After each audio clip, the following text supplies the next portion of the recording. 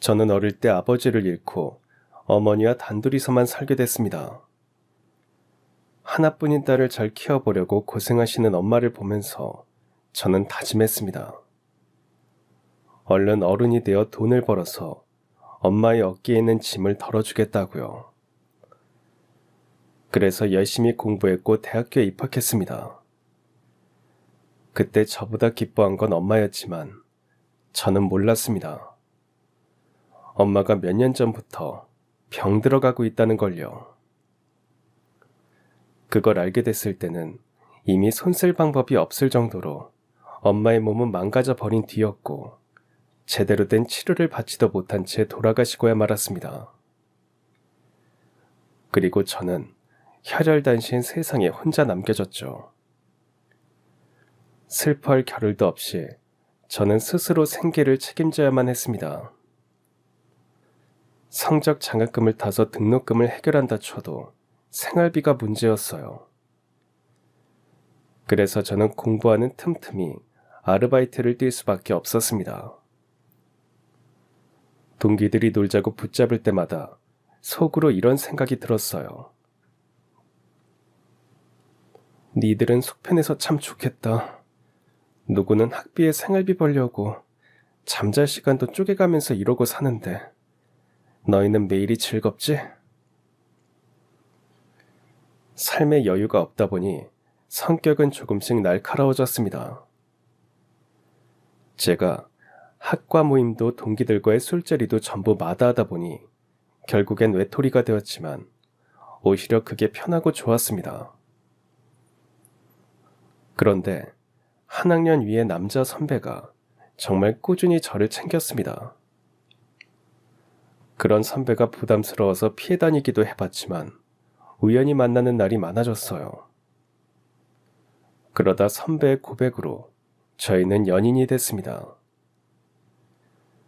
무뚝뚝하고 감정 표현에 서툰 저와 달리 선배는 다정했습니다. 그래서인지 그와 함께할 때면 외로움이 사라지는 듯 했고 졸업 후엔 결혼까지 했습니다. 남편은 어릴 때 어머니를 여의고 아버지와 단둘이 살고 있었어요. 시아버지 역시 남편처럼 살갑고 다정하신 분이었습니다. 남편의 좋은 성격은 아버지에게서 물려받았다는 생각이 들었어요. 결혼 후 아이를 낳고 우울증으로 고생하고 있을 때 아버지는 옆에서 성심성의껏 저를 돌봐주셨습니다. 또 밖에서 일하고 싶어하는 제 마음을 제일 먼저 알아차린 사람도 아버지였어요.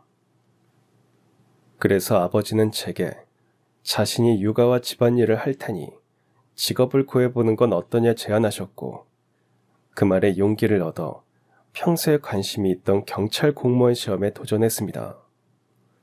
그리고 마침내 합격을 했어요. 5년 뒤 집안일도 경찰 생활도 안정적으로 해나가고 있을 때 저희 가족에게는 하늘이 무너지는 것 같은 일이 일어나고야 말았습니다. 바로 남편이 심장마비로 인해 그야말로 갑자기 세상을 떠나버린 겁니다. 너무 이른 나이에 이별을 말할 새도 없이 떠나간 남편이 그리워 한동안 슬픔에 잠겨 살아야 했습니다. 그리고 그 충격은 시아버지도 마찬가지였죠. 하나뿐인 아들을 먼저 보낸 뒤 아버지는 조금씩 이상해져 갔습니다. 그렇게 사랑에 맞지 않던 손주의 얼굴과 이름을 기억 못했고 정신이 오락가락하는 날이 늘어갔습니다. 아무래도 치매가 탔습니다.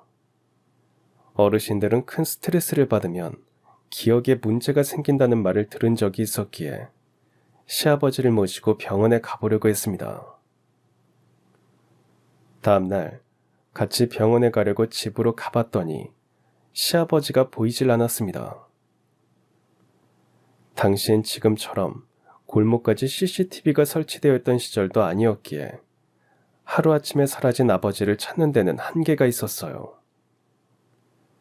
몇 날 며칠을 찾으려 노력해도 머리카락 한 올 발견할 수 없었습니다. 경찰인데도 불구하고 시아버지를 못 찾는 제가 무력하게 느껴졌습니다. 그렇게 아버지는 실종되었고 10년이라는 세월이 지나버렸습니다. 저는 그쯤 경찰 경위가 되었고 대전에 있는 작은 마을의 파출소장으로 발령을 받았습니다.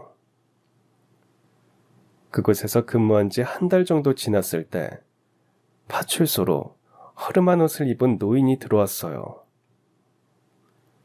다른 경찰들은 익숙하다는 듯 할아버지 또 오셨냐면서 오늘은 저희가 드릴 게 없다면서 돌려보내려고 했습니다.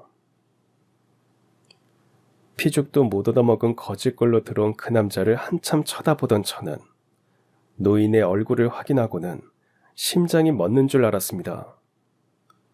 조금 야위었고 주름이 늘었지만 그 얼굴은 분명 10년 전 실종됐던 저희 시아버지였기 때문입니다.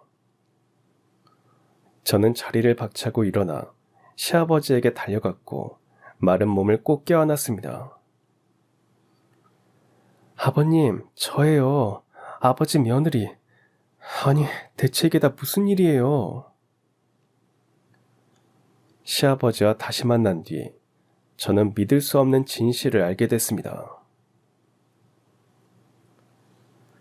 제가 중학교를 다니고 있을 무렵 공사 현장에서 일하던 아버지가 돌아가셨습니다. 그 뒤 저는 엄마와 단둘이서 힘겹게 살아갔어요. 엄마는 집안에서 반대했던 결혼을 한 탓에 친정과는 거의 연을 끊고 살고 있었기에 아버지가 돌아가셨어도 도움을 줄 사람이 없었습니다. 그래도 어떻게든 하나뿐인 딸을 잘 키우기 위해 식당 주방에서 일하며 두 가족의 생계를 꾸려가고 있었어요. 그렇게 고생하는 엄마를 보면서 저는 얼른 어른이 돼서 돈을 벌어 엄마의 부담을 덜어주고 싶었습니다. 그러기 위해서 당장 할 수 있는 건 공부뿐이었어요. 그렇게 시간이 흐르며 저도 어느덧 수능을 앞둔 수험생이 되었습니다. 목표한 학교에 들어가기 위해서는 그때의 성적으로는 간당간당했어요. 그래서 잠도 줄여가며 독하게 공부를 했습니다. 수험생 스트레스로 예민해져 있는 상황이다 보니 밤마다 심해지는 엄마의 기침 소리도 거슬렸습니다. 엄마, 나 공부하는 거 안 보여? 기침 소리 때문에 집중이 하나도 안 되잖아. 경이야, 미안해. 너무 시끄러웠지. 엄마가 부엌에 가서 자야겠다. 미안. 공부해. 아, 됐어. 이 추운데 부엌에서 어떻게 자. 엄마, 내가 며칠 전부터 병원에 가보라고 했잖아. 왜 안 가는 거야? 그래.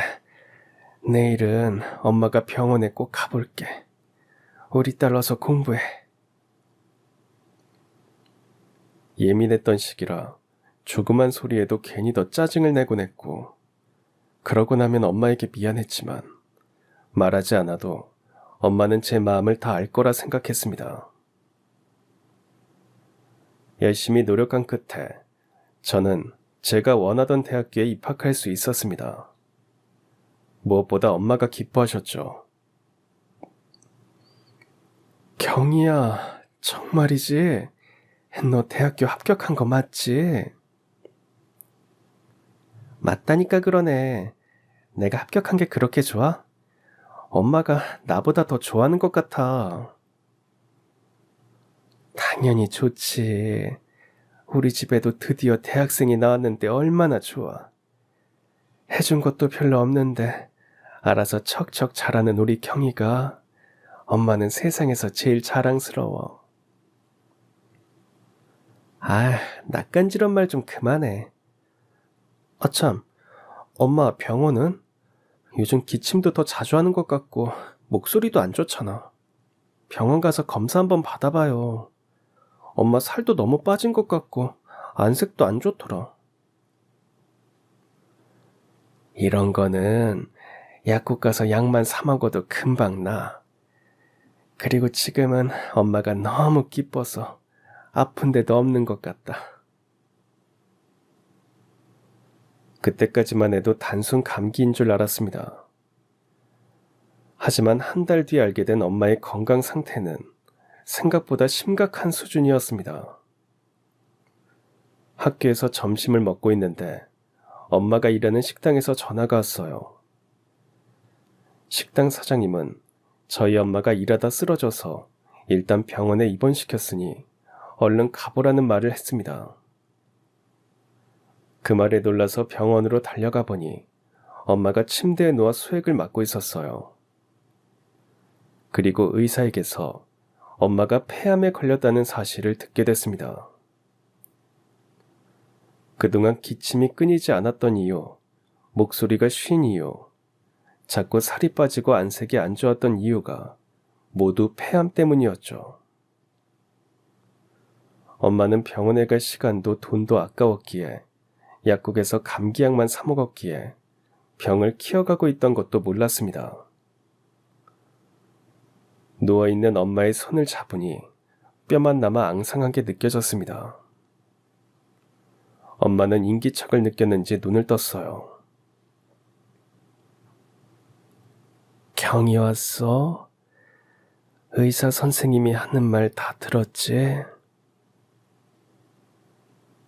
엄마, 다 들었어. 우리 엄마 어떡해. 엄마 미안해. 그동안 내가 너무 무심하고 못되게 굴었지. 이럴 줄 알았으면 엄마한테 병원 가보라는 말만 하지 말고 같이 가볼걸. 그렇게 짜증내지 말걸. 우리 딸, 엄마는 괜찮아. 그러니까 울지 마. 엄마는 폐암 진단을 받은 뒤 손써볼 새도 없이 하루가 다르게 쇠약해져 갔습니다.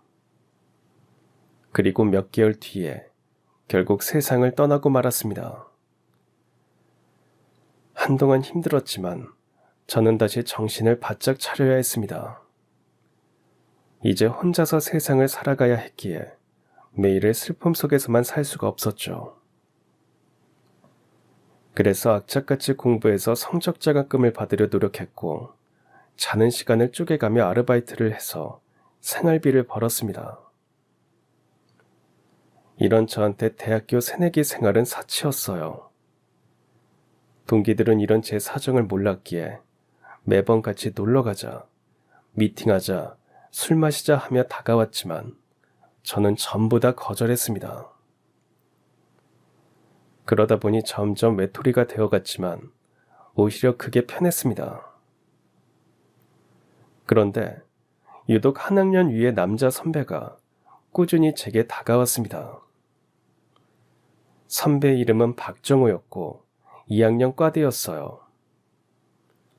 친절하고 다정한 성격에 주변에는 친구가 가득했고 그를 좋아하는 사람도 많았습니다.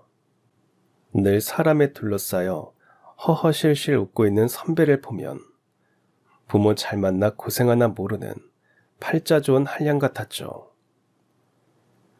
그래서 저는 그 선배가 마음에 들지 않았습니다. 경희야, 너 오늘도 바쁘니? 네, 바빠요. 수업 듣고 바로 아르바이트 가야 해요. 그래? 근데 이번 축제 때 우리 과에서도 행사하잖아. 경희 너도 우리 과 학생인데 뭐 하나는 해줘야지. 행사 부스 설치하는 것만 도와줘. 시간 많이 안 뺏을게. 여기 네 이름 올렸으니까 내일 안 오면 안 된다.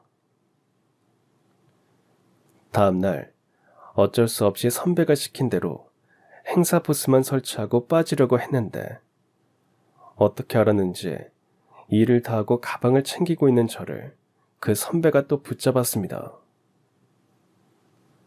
경희야, 내일 밤에 뒤풀이 있거든? 우리 과 자주 가는 삼겹살집 알지? 거기 사니까 와서 밥 먹고 가. 인원수 체크해야 되니까 네 이름도 올릴게. 됐어요. 그럴 시간 없어요. 일해야 돼서 못 가니까 저는 빼주세요. 왜? 사람이 일하려면 배도 든든하게 채워야지. 아무리 바빠도 밥 먹을 시간은 있을 거 아니야.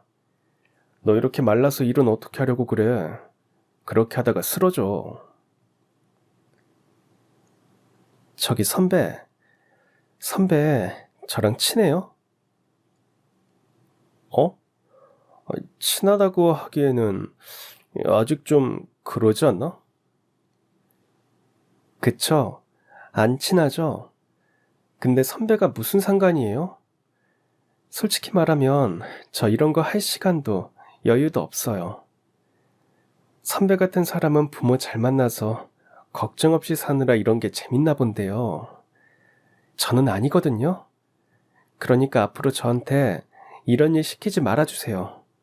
나 하나 먹고 살기에도 바빠요. 그렇게 쏘아붙였더니 다음 날부터는 그 선배도 저한테 말 거는 일이 없어졌습니다. 그런데 어느 날 아르바이트하는 식당에 출근해 보니 새로운 알바생이 한 명 와 있었고 그건 바로 정호 선배였습니다.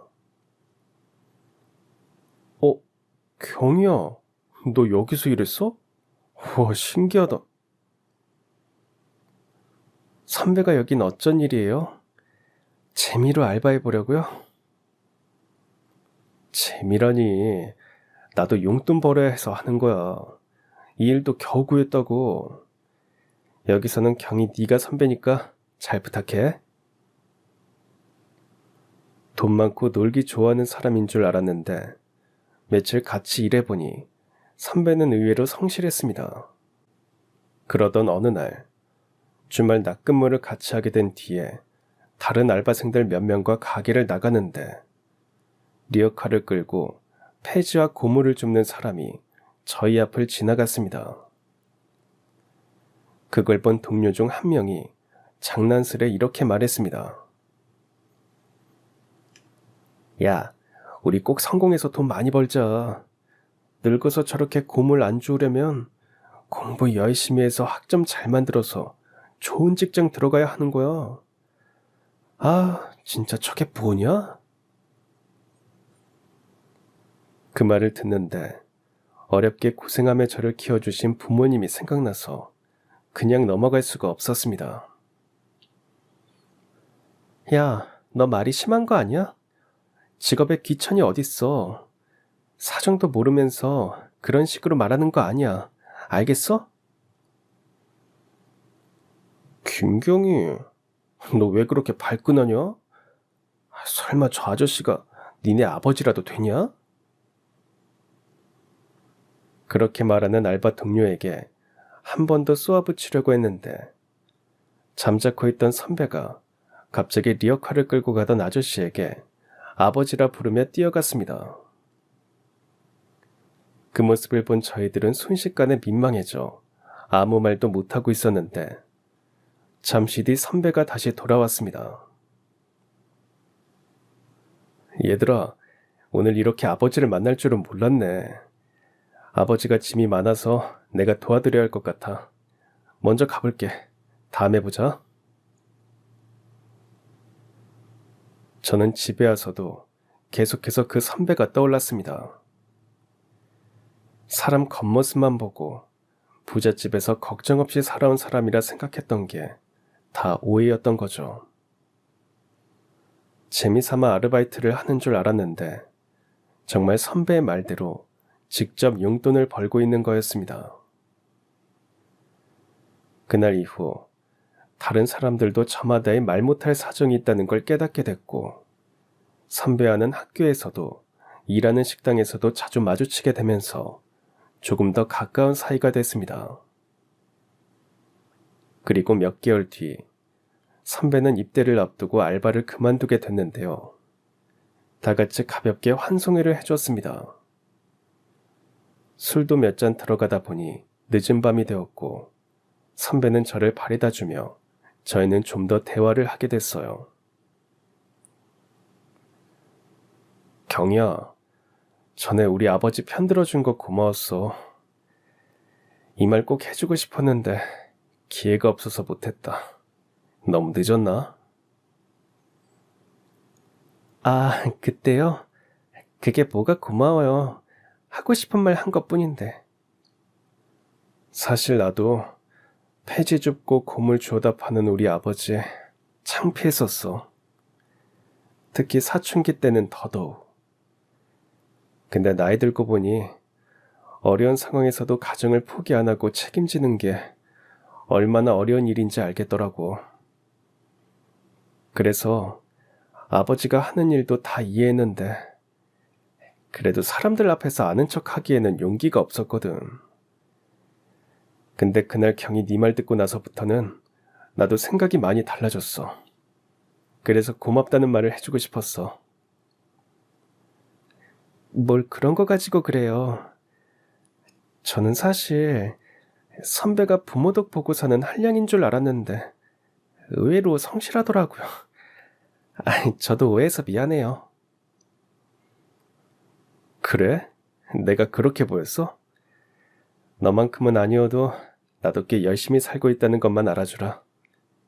아무튼 너랑 이렇게 이야기하고 입대하게 돼서 다행이다. 공부랑 일하는 것도 좋지만 건강 잘 챙겨가면서 해. 그럼 우리 마지막으로 악수 한번 할래? 잘 지내라. 악수를 끝으로 선배는 그렇게 입대를 했고 저는 성적 장학금을 놓치게 돼서 어쩔 수 없이 휴학을 할 수밖에 없었습니다. 아무래도 일과 공부를 병행하다 보니 매번 장학금을 탈 수는 없었어요. 그래서 저는 휴학과 복학을 반복하게 됐고 어느덧 몇 년이 지나버렸습니다. 겨우 돈을 모아 등록을 하고 새학기 첫 수업을 들으러 강의실에 앉아 있는데 누군가 반갑게 아는 체를 하며 인사를 해왔습니다. 바로 그 정호 선배였습니다. 너 경이 아니야? 정호 선배 제대했어요? 제대해서 바로 복학했어. 이야, 아는 얼굴 보니까 진짜 반갑다. 그때 선배와 저는 둘 다 아는 사람이 별로 없었기에 예전보다 더 자주 붙어 다녔고 많이 친해졌습니다. 그러다 보니 선후배 이상의 마음이 생기고 말았는데요. 먼저 고백한 건 선배였습니다. 경이야, 사실은 입대 전부터 너한테 관심 있었어. 근데 군대 때문에 고백을 못한 것뿐이야. 이번에 학교에 복학할 때도 너를 볼 수 있을까 하는 생각에 설레더라. 근데 진짜로 이렇게 만났고 더 이상 내 마음을 숨기고 싶지는 않아. 저도 선배가 좋았기에 그 마음을 받아줬고 저희는 연인이 됐습니다. 사귀면서 알게 된 건 선배도 어렸을 때 어머니가 돌아가신 뒤로 아버지가 혼자서 선배를 키웠다는 사실이었어요.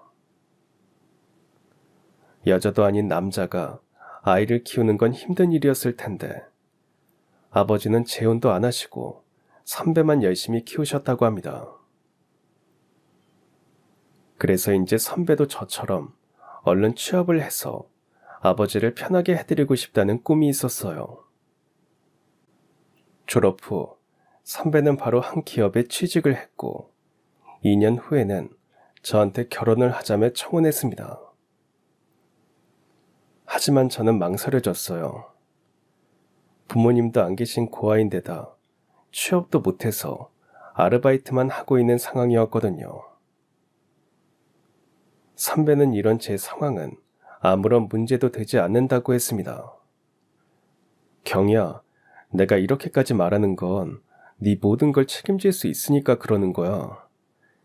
그러니까 나 믿고 그냥 내가 하자는 대로 하면 안 될까?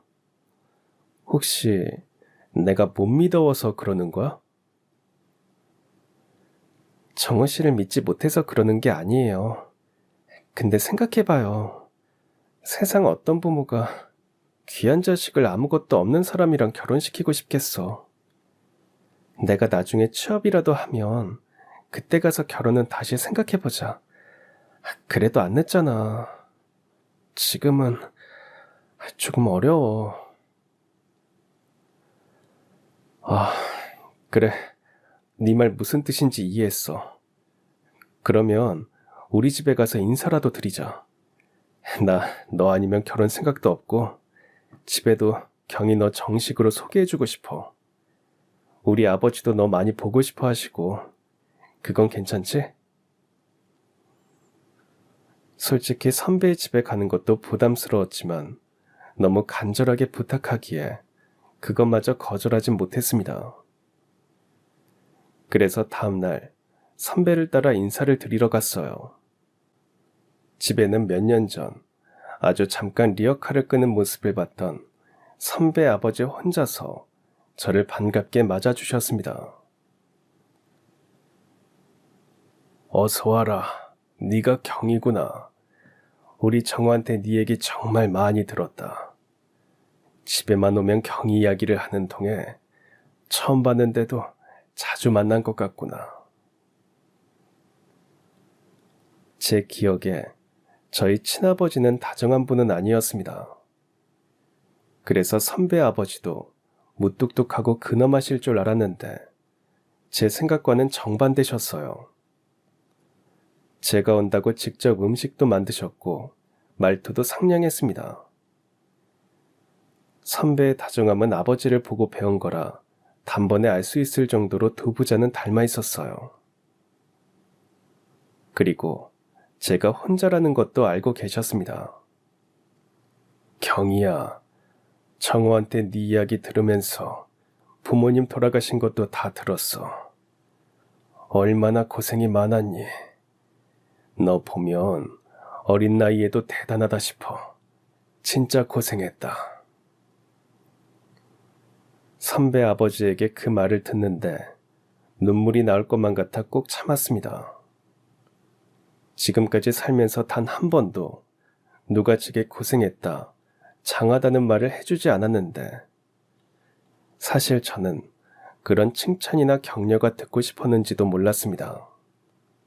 따뜻하게 대해주는 선배 아버지를 만나고 난 뒤 저는 결혼에 대해서 진지하게 다시 생각해보게 됐고 이런 집안이라면 편견 없이 저를 맞아주고 행복한 가정을 꾸릴 수 있을 거라는 생각이 들었어요.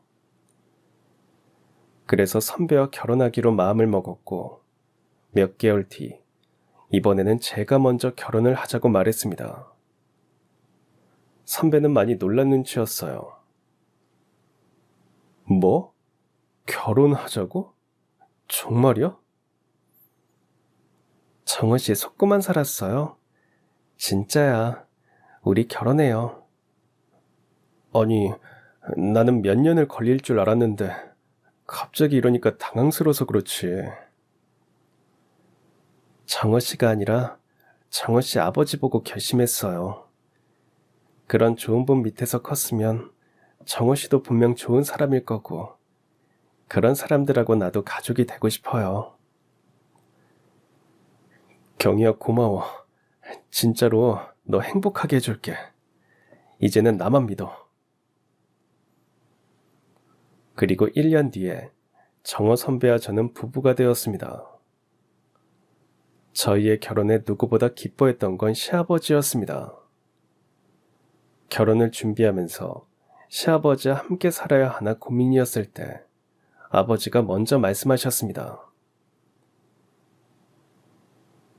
얘들아, 너희 결혼하면 괜히 나랑 같이 살 생각하지 말고 따로 나가 살아라. 나도 그게 편해. 신혼부부 눈치 보기도 싫고 나는 혼자서도 잘 살 수 있다. 그렇지만 남편은 걱정이었습니다. 사실 시아버지는 어렸을 때 알았던 소아마비 때문에 그 후유증으로 양쪽의 다리 길이가 달랐거든요. 그래서 좋은 직장을 구할 수도 없었고 친구가 하는 고물상에서 일하며 생계를 꾸려오셨습니다. 남편은 자신이 결혼해서 분가하면 몸이 불편하신 아버지가 힘드실까봐 그게 걱정이었어요. 그런 남편의 마음을 잘 알기에 저는 시아버지를 모시고 살겠다고 말씀드렸지만 한사코 거절을 하셨습니다. 혹시 니들 내 다리 때문에 걱정돼서 그러는 거냐? 나 지금까지 이 몸으로 잘 살아왔다. 내가 조금 늙기는 했어도 다른 데는 문제가 없어. 그러니 나 생각해서 같이 살 생각하지 말고 분가해라. 시아버지가 완강하셨기에 저희는 대신 남편의 본가 가까이에 신혼집을 얻었습니다. 시아버지는 혼자 살 새알만큼이나 요리 솜씨도 좋았어요. 밑반찬을 잔뜩 만들어 가져다 주셨고, 제가 먹고 싶은 게 있다고 하면 그때마다 손수 장을 봐서 해주셨고, 저 역시 아버지의 음식을 좋아했습니다. 자신의 아들인 남편보다 친딸처럼 대해주기도 하셨죠. 그런 시아버지가 항상 고마웠지만 무뚝뚝한 성격 탓에 제 마음을 다 표현하지는 못했습니다. 남편은 결혼하고 나서 얼마 뒤에 아버지께도 일을 그만두시라고 이제부턴 자신이 세 식구를 다 책임질 거라 했어요. 제가 보기에도 시아버지께서 몸도 불편한데 나이도 있다 보니 다른 사람들처럼 일하는 게 무리가 있었어요. 고민 끝에 시아버지는 남편의 말을 따르기로 했습니다. 그리고 얼마 후 저는 계속해서 몸이 무겁고 피곤한 데다 몸살기도 있는 것 같은 기분이 들었습니다. 친정엄마가 폐암으로 돌아가신 뒤 저는 몸에 조금이라도 이상이 있으면 바로바로 병원을 가보곤 했어요. 그래서 그날도 혼자서 검사를 받아봤는데 결과는 임신이었습니다. 그 소식을 듣고 바로 집으로 가서 시아버지와 남편에게 그 사실을 알렸더니 두 사람은 뛸 듯이 기뻐했습니다. 시아버지께서는 약간의 눈물까지 보였어요. 경이야, 고맙다, 고마워. 잘난 것 없는 우리 집에 시집와준 것도 고맙고 이렇게 빨리 손주를 볼 수 있게 해준 것도 고맙다. 이제부터는 몸조심 해야 하니까 너는 손 하나 까딱하지 말거라. 이 아버지가 다 해줄게. 시아버지의 말은 그냥 해본 소리가 아니었습니다. 아버지는 안정기까지는 무조건 조심해야 하는 거라며 다음 날부터 저희 집에 와서 밥이며 청소, 빨래까지 다 해주셨어요. 아버지가 꼭 친정엄마 같은 느낌이었습니다.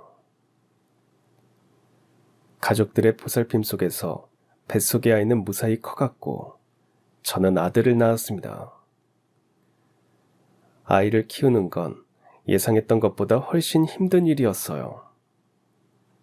하필이면 그때 남편이 회사 일로 무척이나 바빴습니다. 자주 출장을 가서 집을 비우는 일이 많았고요. 밥 먹듯이 야근을 했습니다. 그래서 아이를 돌보는 건 모두 다 저의 몫이었어요.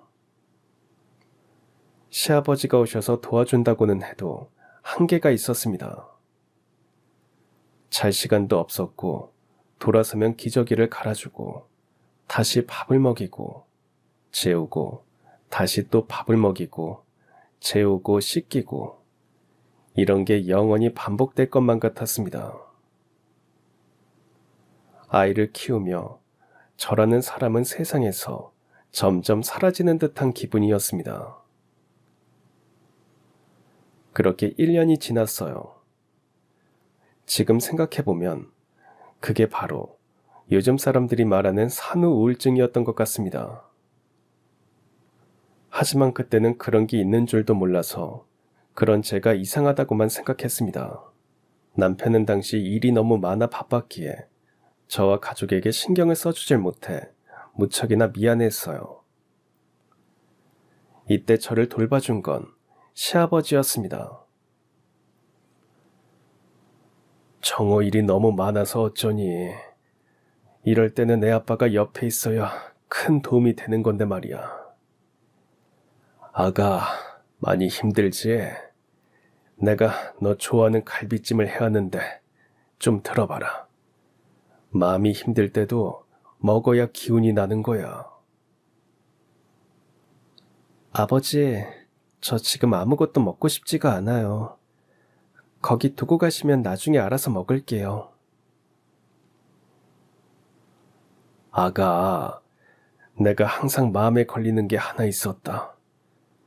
너, 우리 정우랑 결혼하면서 그간 준비해왔던 회사에 들어가는 거 포기했었다며.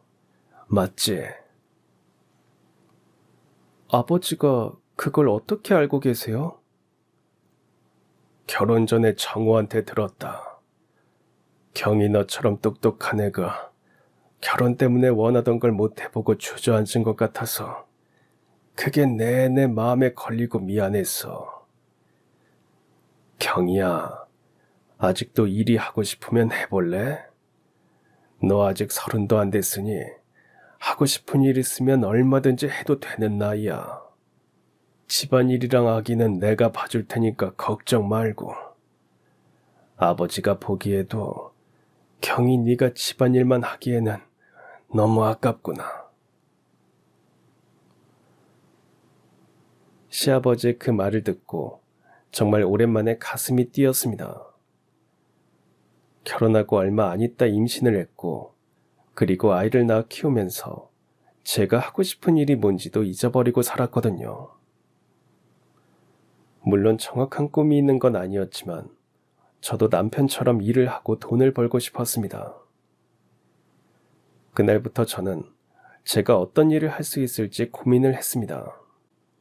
지금의 상황으로서는 아무래도 안정적인 공무원이 좋을 것 같았는데 경찰 공무원 시험을 보면 여자도 진급하기 쉽고 나름 보람까지 느낄 수 있을 것 같았어요.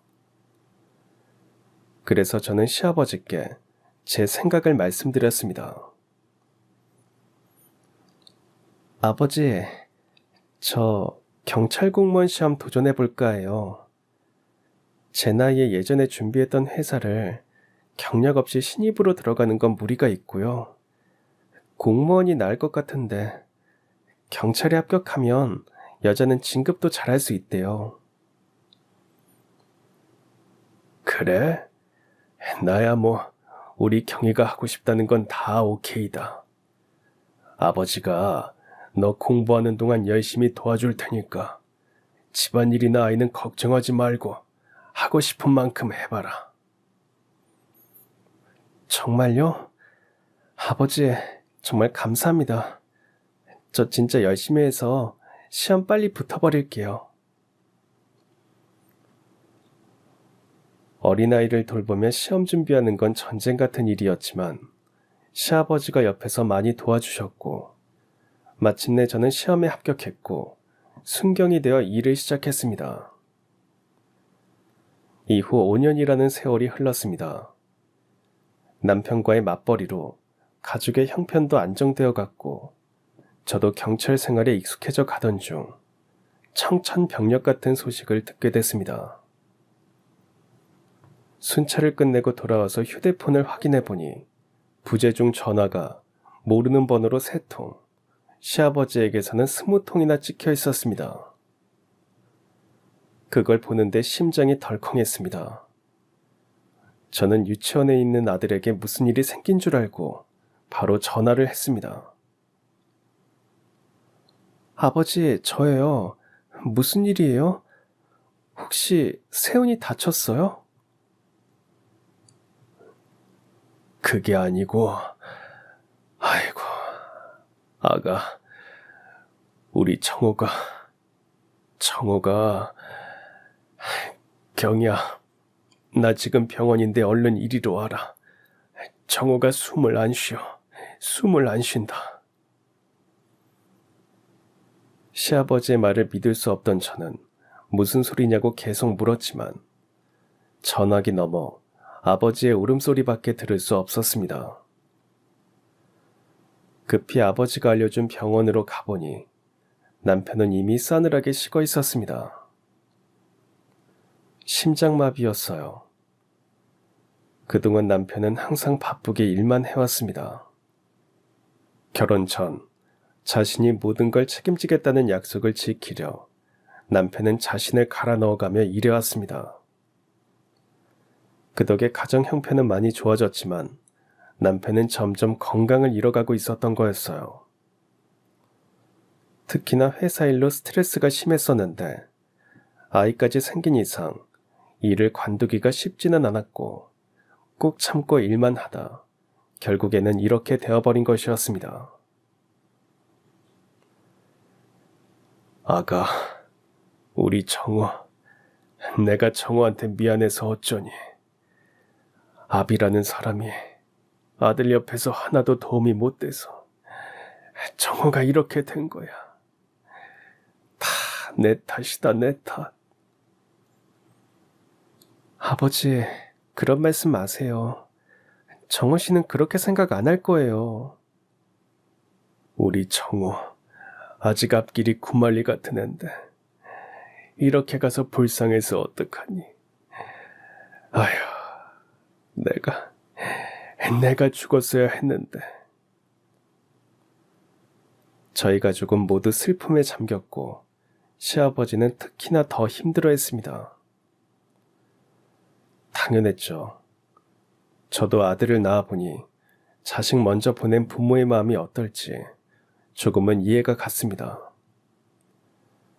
장례식 내내 아버지는 남편의 영정사진을 보며 한없이 눈물만 흘리셨습니다. 그리고 저는 남편을 보내며 한 가지 약속을 했습니다. 여보, 세훈 아빠, 이제 우리 가족은 내가 책임질게요. 당신이 지금까지 그랬던 것처럼 아버지도 세훈이도 잘 돌볼 거니까 걱정 말고 그곳에서는 푹 쉬어요. 남편을 보내고 슬프고 힘들었지만 지금까지 살아왔던 것보다 더 정신을 바짝 차리고 강해지기로 했습니다. 하지만 시아버지는 하루하루 기운을 잃어갔습니다. 무엇보다 그렇게 정신이 맑았던 분이 어느 날부터는 저는 물론이고 손주의 이름도 기억하지 못하기 시작했어요. 네가 누구지? 아버지 왜 그러세요? 저 아버지 며느리잖아요. 경이에요, 경이. 경이? 아, 우리 며느리. 그래. 경이가 우리 며느리지. 근데 그 옆에 꼬마는 누구냐? 처음 보는 얼굴인데. 아유, 내가 이러고 있을 때가 아니지. 오늘 우리 아들 정우가 좋아하는 제육볶음 해주기로 했는데 시장 가서 장 좀 봐야겠다. 아버지, 정우 씨는 이제 없잖아요. 어? 정우가 왜 없어? 경이야, 너 무슨 이상한 소리를 하는 거니? 오늘 일찍 들어온다고 했으니까 저녁 서둘러야겠다. 아버지, 기억 안 나세요? 정신 차리세요, 제발요. 아이고, 내가 무슨 말을 했니? 아니, 너 왜 울고 있어? 무슨 일 있었어? 이렇게 아버지는 정신이 오락가락했습니다. 그리고 그럴 때면 남편이 죽었다는 사실도 잊어버린 듯했고 증상은 점점 더 심해졌어요. 그때 언젠가 TV 속 건강 프로그램에서 봤던 게 생각났습니다. 어르신들이 큰 충격을 받으면 치매와 비슷한 증상을 보일 수도 있다고 했던 전문가의 말이 떠올랐죠. 거기서 그냥 방치해두면 심각한 치매로 이어질 수도 있기에 빨리 진찰을 받아봐야 한다고 했던 게 생각났습니다. 아버지, 저랑 내일 병원 한번 가봐요. 병원? 나 아픈 데 없는데 무슨 병원이야? 아버지, 요즘 아버지가 이상해지신 거 알고 계시죠? 세훈이 이름도 잊어버리시고 깜빡깜빡 하시는 게 아무래도 검사를 받아봐야 할 것 같아서요. 너는 그럼 내가 치매라는 게냐? 그건 아니지만 확실하게 하려고 검사를 받아보자는 거예요. 아니, 이게 정말 내가 어딜 봐서 치매냐? 응? 어딜 봐서? 아버지는 지금까지 단 한 번도 제게 화를 내신 적이 없었습니다. 그런데 그날은 병원에 가보자고 한 것만으로도 무섭게 소리를 지르고 노하셨어요. 그 모습을 보면서 확실히 아버지께서 어딘가 안 좋다는 걸 확신했습니다. 일단 진정을 시킨 뒤 내일 다시 모시러 오겠다 말씀만 드리고 아버지의 집을 나왔습니다. 그리고 다음날 병원에 가려고 아버지 댁에 갔는데요. 집에는 아무도 없었습니다. 온 집안을 뒤져봐도 아버지의 흔적은 찾을 수 없었습니다. 동네 이곳저곳을 찾아봐도 아버지의 머리카락 한 올조차 보이지 않았어요. 제가 살던 곳은 서울도 아니었고 지금처럼 골목마다 CCTV가 있던 시절도 아니라 아버지를 찾는 데는 한계가 있었습니다. 정신도 온전치 않은 분이 대체 어디로 가버리신 건지 걱정이 되었지만 노력을 해봐도 헛수고였어요. 며느리가 경찰인데 사람 하나 못 찾는다는 게 자괴감이 들기도 했습니다.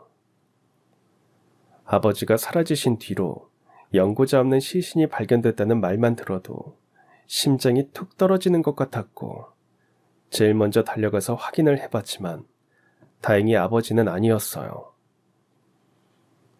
어딘가 사람만 계신다면 언젠가는 꼭 찾아서 다시 만날 수 있기만 바랬습니다. 그렇게 10년이 흘렀습니다. 저는 꾸준히 일하고 승진 시험도 통과해 어느덧 경위가 되었고 대전에 있는 한 작은 동네에 파출소장으로 발령을 받았습니다. 조용하고 작은 동네라 그런지 큰 사건은 별로 없었어요. 어린아이나 어르신들을 도와드리는 일이 많았고 그 중에는 집 나간 치매 노인을 찾아주는 일도 종종 있었습니다. 그럴 때면 저는 실종된 시아버지가 생각나서 그런 분들의 민원을 그냥 지나칠 수 없었고 더욱 신경 써드렸어요. 그곳에서 일한 지도 한 달이 넘어가고 있을 무렵이었습니다. 동료들과도 친해졌고 일도 익숙해져 가고 있던 날이었죠. 점심을 먹고 잠깐 쉬고 있는데 파출소로 허름한 옷을 입은 노인이 들어왔습니다. 다른 경찰들은 익숙하다는 듯 그 노인을 맞았습니다. 할아버지 오셨어요. 오랜만에 오셨는데 이걸 어쩌나. 오늘은 저희가 드릴 게 없어요. 박스도 없고 고물도 없고. 아, 그래요. 그럼 이만 가보겠습니다. 저기 할아버지, 그러지 마시고 커피 한 잔 드시면서 좀 쉬었다 가세요. 식사는 하셨어요? 친근하게 수다를 떠는 목소리를 듣고 저도 궁금해져서 그쪽을 쳐다보니 피죽도 못 얻어먹은 거짓골을 한 노인이 파출소 벤치에 앉아 있었습니다. 동료가 건네준 커피를 마시고 있는 노인의 얼굴을 확인하고는 저는 심장이 멎는 줄 알았습니다. 조금 야위었고 주름이 늘었지만 그 얼굴은 분명 10년 전 실종됐던 저희 시아버지였기 때문입니다. 저는 자리를 박차고 일어나 시아버지에게 달려갔고 꼭 껴안았습니다. 아버님, 저예요. 아버지 며느리. 아니, 대체 이게 다 무슨 일이에요? 하지만 시아버지는 저를 알아보지 못한 눈치였습니다. 그도 그럴 게 아버지가 실종되기 전 치매 증상이 보였기 때문에 저는 그게 더 심해진 거라 생각했습니다. 그런데 치매라고 하기에는 좀 전에 동료들과 이야기를 멀쩡하게 나누고 있는 게 이상하긴 했죠. 그래서 일단 아버지를 제가 살고 있는 집으로 모셔갔습니다. 아버지, 저 경이잖아요. 아버지 며느리. 아버지, 진짜 저 몰라보시겠어요? 어떻게 그래요? 어떻게 저를 몰라보세요? 제발, 제발 이러지 마세요. 저는 10년 만에 만난 아버지를 앞에 두고 펑펑 울었습니다. 반갑기도 했고 서운하기도 했고 이렇게 삐쩍 마른 아버지를 보니 슬프고 남편에게 미안하기도 했습니다. 복잡한 감정에 아버지의 무릎에 얼굴을 묻고 계속해서 눈물만 흘렸습니다. 그때 아버지가 제 등을 쓸어내리며 말씀하셨습니다. 경이야, 미안하다 미안해. 그만 울거라. 네가 이렇게 우니까 내가 가슴이 너무 아프구나.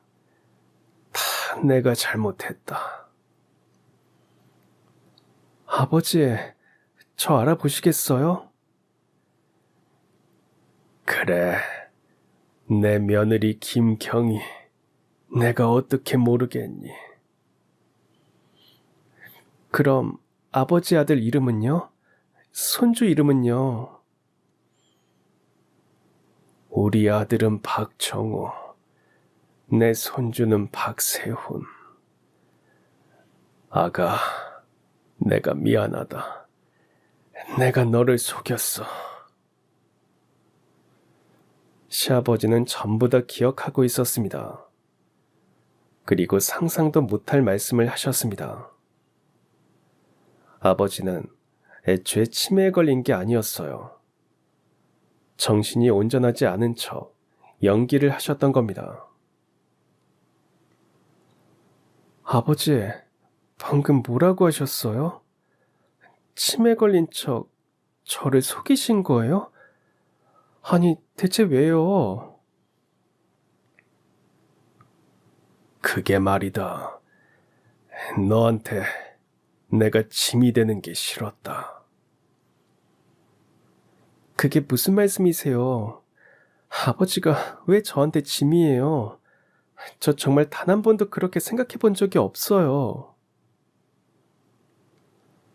시아버지가 치매에 걸린 척 연기를 하고 저 몰래 집을 나가서 꽁꽁 숨어버린 건 다 저를 위한 일이었다고 했습니다. 경이야, 나는 너를 딸처럼 생각했다. 남편 죽고 혼자서 아들을 키워야 하는 네가 안 그래도 힘들 텐데 늙은 데다 다리까지 저는 내가 짐이 되기는 싫었어.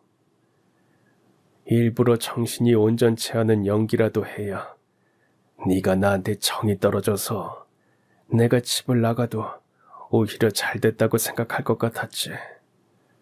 찾지도 않을 거고 말이야. 저는 정말 어이가 없었습니다.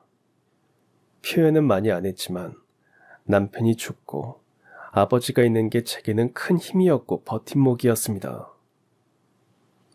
그런데 그것도 몰라주시고 자신이 짐이 될까봐 치매 연기까지 한 아버지가 이해가 가지 않았는데요.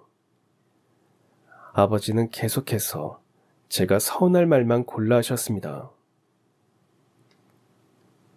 그리고 경이야, 너 아직 앞길 창창한데 내가 사라져야 나중에 네가 재혼이라도 마음 편히 할 거 아니냐. 재혼이라는 말까지 듣자 저는 화가 났습니다. 아버지, 정말 왜 그러셨어요? 제가 아버지를 귀찮다고 생각했다면 저 진짜 천벌 받아요. 아버지가 저한테 어떤 분이신데 그러세요? 제가 임신했을 때 돌봐준 것도 아버지였고요. 아이 낳고 우울했을 때도 아버지 안 계셨으면 저 어떻게 됐을지 몰라요. 그리고 지금처럼 이렇게 경찰돼서 먹고 살게 된 것도 다 아버지 덕분이라고요. 그런데 그런 제가 어떻게 아버지를 귀찮아하고 버릴 수 있겠어요. 왜 그런 생각을 하셨어요? 아버지, 항상 말로만 저한테 친딸이라고 하신 거예요? 제가 진짜 친딸이면 이렇게 쉽게 아무 말도 안 하고 인연을 딱 끊을 수 있겠냐고요. 아버지 그렇게 사라지고 나면 남아있는 저는 어떨지 한 번도 생각 안 해보셨어요? 시아버지 앞에서 솔직한 감정을 쏟아낸 건 그날이 처음이었을 겁니다. 저는 한동안 눈물을 흘리며 가슴속에 있던 말을 모두 내뱉었습니다. 아버지께서는 제 말을 가만히 듣고 계시다가 마침내 입을 열었어요. 경이야, 정말 미안하다. 네 말을 듣고 나니 내가 생각이 짧았구나 싶다. 그렇게 내가 사라지고 나면 남아있는 네가 얼마나 힘들지는 생각을 못했구나.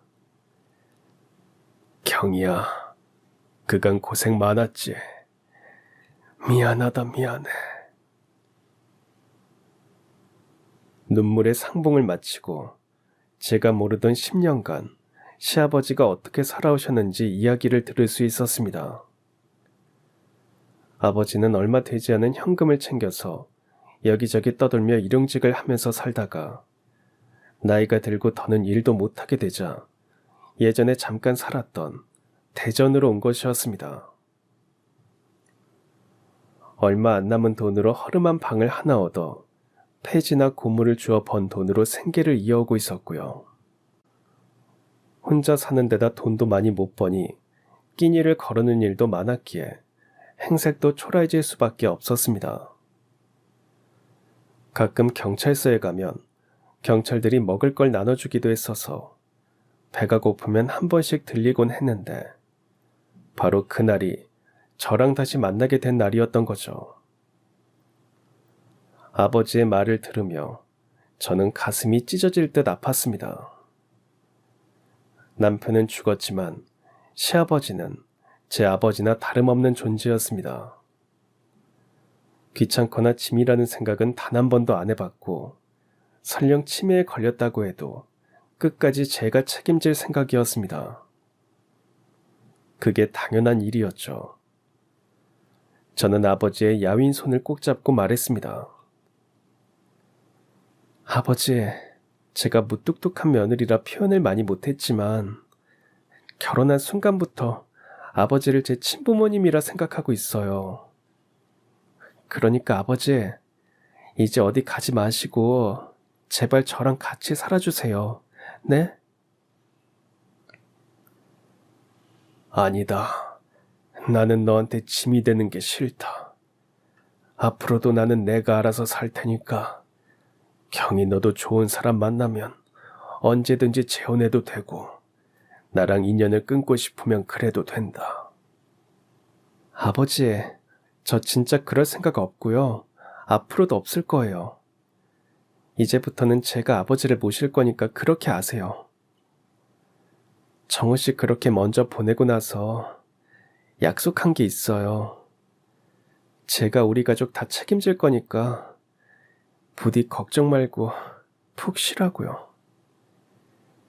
그 약속 지키기 위해서라도 아버지 남은 인생은 제가 모실 거예요. 그래야 저도 나중에 정호 씨 만났을 때 할 말이 있을 거 아니에요. 저는 대전으로 발령받아 이사 오면서 일부러 조금 큰 집을 구했습니다. 언젠가 아버지가 돌아오시면 지내실 수 있게 방 하나를 남겨두었죠. 저는 그 방을 아버지께 보여드렸습니다. 아버지, 이게 누구 방인 줄 아세요? 아버지 방이에요. 아버지 다시 찾으면 모시고 살려고 이렇게 남겨둔 거라고요. 그러니까 여기서 저랑 같이 살아주세요. 제발요. 아버지는 결국 제 말을 들어주셨고 당장 아버지 혼자 지내던 방을 정리해버린 뒤 바로 집으로 모셨습니다. 저희가 재회했던 날 학교에서 돌아온 자신의 손자 세훈이를 보며 아버지는 또 한 번 놀라셨어요. 이게 정말 우리 세훈이 맞아? 6살짜리 조그맣던 녀석이 언제 이렇게 컸어? 아휴, 정말 밖에서 봤으면 몰라봤겠구나. 세훈아, 할아버지 기억하니? 알아보겠어. 그럼요. 엄마가 길 가다가 이런 얼굴 보면 바로 연락하라면서 맨날 할아버지 사진 보여줬는걸요. 그리고 저도 어릴 때 할아버지가 해주시던 음식이랑 할아버지 냄새랑 다 기억한다고요. 할아버지, 이제는 진짜로 어디 가지 말고 저희랑 같이 살아요. 그로부터 또 몇 년의 세월이 지났고 아버지께서는 여전히 저와 함께 살고 있습니다. 나이도 드시고 몸이 불편하신데도 불구하고 밖에서 일하고 며느리 힘들까봐 여전히 빨래며 집 청소, 식사 준비 등등 모든 집안일을 대신 해주고 계세요. 처음에는 안 하셔도 된다고 말렸지만 아버지는 완고했습니다. 괜찮다. 이렇게라도 몸을 움직여야 내가 편해. 그리고 내가 깨끗하게 정리한 집에서 내가 해준 맛있는 음식 먹는 며느리랑 손주 보는 게 내 기쁨이고 낙이니까 말리지 마라. 그렇게까지 말씀하시니 더 이상 말릴 수도 없었습니다. 그래서 지금은 아버지가 해주시는 걸 감사한 마음으로 받고 있습니다. 이렇게 가족들과 함께 살고 있으니 아버지가 실종됐던 그 10년의 시간이 사실이었나 싶을 때도 있어요.